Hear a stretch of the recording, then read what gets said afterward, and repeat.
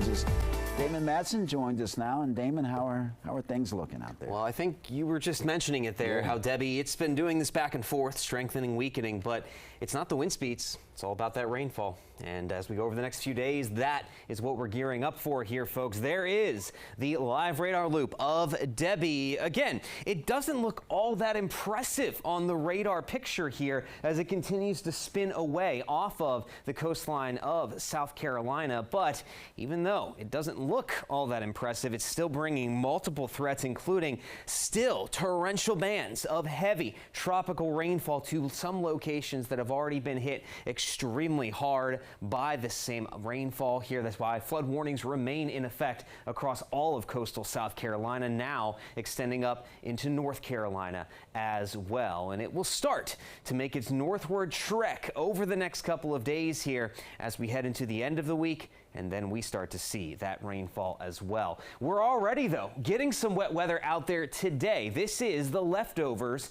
from that same frontal boundary that pushed storms in last night across our northern locations. Well, that front is now set up right over the DMV. And as it sits overhead, we're going to see additional scattered showers and storms. A little bit of wet weather is already developing in southern Maryland down toward the Fredericksburg area. And then we have one heavier thunderstorm that is still kicking back into parts of western Maryland right along the Pennsylvania line. Some heavy rainfall is now just moving into Berkeley Springs and the Hancock area around Route 522. And then we're seeing some lighter rainfall pushing toward the Hagerstown area as well. So get ready for more soggy weather as we go throughout the afternoon in the eastern panhandle, back into parts of western Maryland as well. Here's Debbie's track. The latest as of 11 a.m. has it still spinning off the coast of South Carolina near Charleston. But by tonight, it starts to move up to the north. And here we are. By Friday morning, the consensus has come together now that the track of Debbie's remnants, or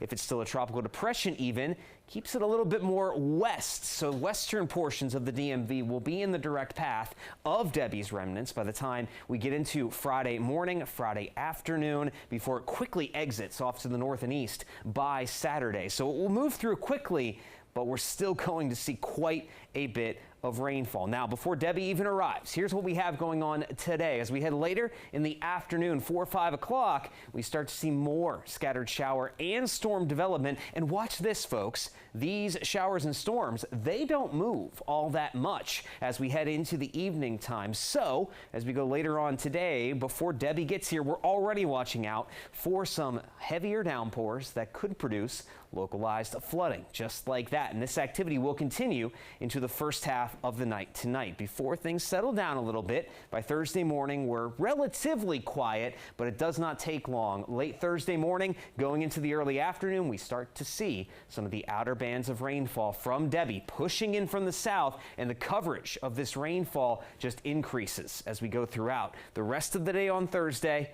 And then come Thursday night, the heaviest rain from Debbie starts to arrive. So here's the latest on that rainfall potential from today through Saturday. These numbers have gone up a little bit, and they're still likely to change over the next 24 to 36 hours. But now with that track more west, we're seeing much heavier totals across our western counties near the Blue Ridge Mountains, the Allegheny Front, the Shenandoah Valley, which overall, if we can spread all of this rainfall out, it will be a massive help to our ongoing drought. But see those localized totals, 5, 6, 7 inches?